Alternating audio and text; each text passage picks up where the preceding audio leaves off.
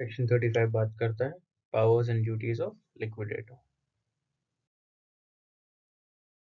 अब subject to the directions of adjudicating authority, obviously liquidator के पास कुछ फॉलोइंग पावर्स होगी और कुछ ड्यूटीज होगी। पहला काम, उसको वेरीफाई करने पड़ेंगे क्लेम्स सारे क्रेडिटर्स के, सारे मतलब सारे क्रेडिटर्स। दूसरी बात, to take into the custody and control of all assets and properties, effects and actionable claims of the corporate debtor. मतलब क्या क्या आ गया, असेट्स आ गई, प्रॉपर्टी आ गई, इफेक्ट्स एंड एक्शनेबल क्लेम्स आ गए। ठीक है, किसके? कॉर्पोरेट डेटर के, वो भी इसके अंडर आ जाएंगे। दूसरी बात, evaluate the assets and property of corporate debtor, उसको इवेल्युएट करना पड़ेगा इन सबको। मतलब समझ में, देखो देखो हमारे पास एक ऐसा डेस्क बना हुआ है, डेस्क में आप एज ए लिक्विडेटर बैठे हुए हो। अब आपके सामने क्लेम्स आएंगे, तो क्लेम्स किसके आएंगे? सारे क्रेडिटर्स के आएंगे। ठीक है, यहाँ से आ गया। फिर हमको क्या करना पड़ेगा? हम बोलेंगे अरे कॉर्पोरेट डेटर, हाँ कस्टडी दो हमको, कस्टडी दो किस चीज की? Assets, properties, effects, actionable claim सब आ जाएंगे। अब हमारे पास ये सब आ गया, अब हम क्या करेंगे? इसको इवेल्युएट करेंगे। इवेल्युएट कर दिया और एक हमको इसको रिपोर्ट बनानी पड़ेगी इवेल्युएशन करके, है ना। उसके बाद to take such measures to protect and preserve the assets and properties of corporate debtor. अब हमारा यही काम हो गया, हमने कस्टडी ले ली, अब हमारा काम है कि इसको इवेल्युएट भी करना, एक रिपोर्ट भी बना और इसको प्रोटेक्ट एंड प्रिजर्व भी करना। क्योंकि आगे जाके हमको इनको सबको बेचना पड़ेगा। तो अगर बेचेंगे तो ये अच्छी कंडीशन में रहेगी तो ज्यादा पैसा मिलेगा।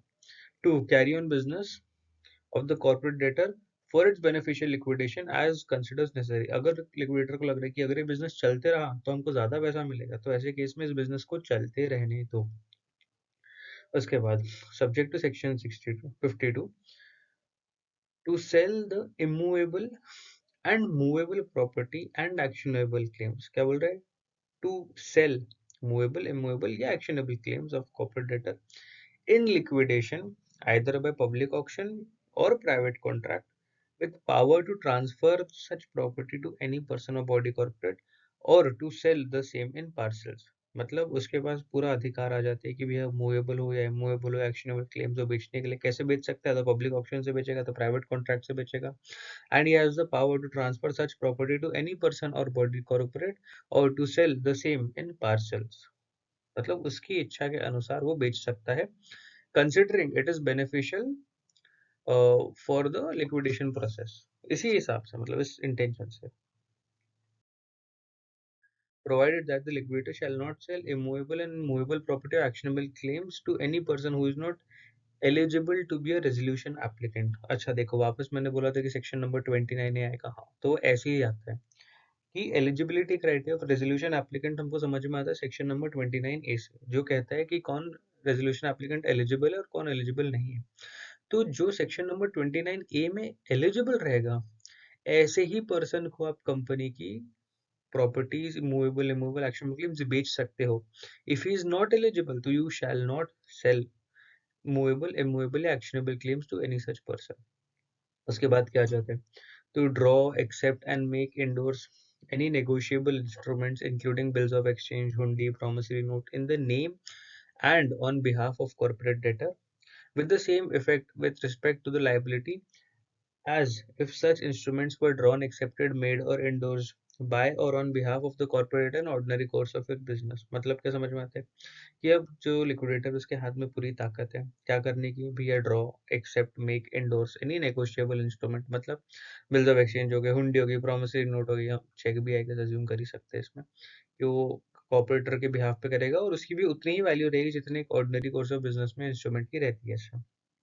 ठीक है, to take out in his official name, अच्छा in his official name, letter of administration to any deceased contributory and to do in his official name any other act necessary for obtaining payment of money due and payable from the contributory or his estate which cannot be ordinarily done in the name of corporate debtor। And in all such cases the money due and payable shall, for the purpose of enabling the liquidator to take out the letter of administration or recover money, be deemed to be due to the liquidator himself। मतलब liquidator अपने खुद के नाम पे एक letter of administration डालेगा, किसको? जो भी डिसीज्ड कॉन्ट्रीब्यूटरी है, जिनको पैसे देने थे कंपनी को और उन्होंने नहीं दिए और वो कंपनी के नाम पे नहीं लिए जा सकते, ऐसे कोई भी कॉन्ट्रीब्यूटरी को जो डिसीज हो चुके हैं, उनसे कितना भी पैसा लेना रहेगा तो वो लिक्विडेटर अपने ऑफिशियल नाम पे लेगा।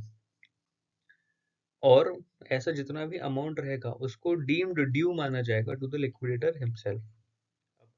To obtain any professional assistance from any person or appoint any professional in discharge of his duties, obligations and responsibilities. अब बोल रहा है to obtain any professional assistance from any person or appoint any professional in discharge of his duties, obligation and responsibilities. ठीक है, अगर उसकी इच्छा है तो कोई अपॉइंट कर सकते हैं किसी प्रोफेशनल असिस्टेंस को या ऐसे किसी पर्सन को, ताकि वो अपनी ड्यूटीज ज्यादा बेटर से कर सके। Invite and settle claims of creditors and claimants and distribute proceeds, ठीक है पता है। Institute or defend any suit, prosecution of the legal proceedings, civil, criminal, हाँ उसके corporate debtor के behalf पे वो करेगा, claims को settle भी वही करेगा, distribute भी वही करेंगे। Investigate the financial affairs of corporate debtor, determine undervalued और preferential transactions। हाँ अब आ गए हमारे puffy transactions के बारे में, PUFE transaction जिनको बोला जाता है, preferential, undervalued, fraudulent, extortionate credit transactions, ये सारे puffy transactions रहते हैं और लिक्विडेटर के पास पूरा अधिकार है कि वो कॉर्पोरेट डेटा के फाइनेंशियल अफेयर्स को चेक कर सकता है ये puffy transactions के लिए। Take all such steps or to sign, execute and verify any paper, deed, receipt, document, application, petition, affidavit, bond or instrument, and for the purpose or to such common seal, if any, as may be necessary for liquidation, distribution of assets, and in discharge of duties and obligations and functions as liquidator। मतलब क्या बोल रहा है?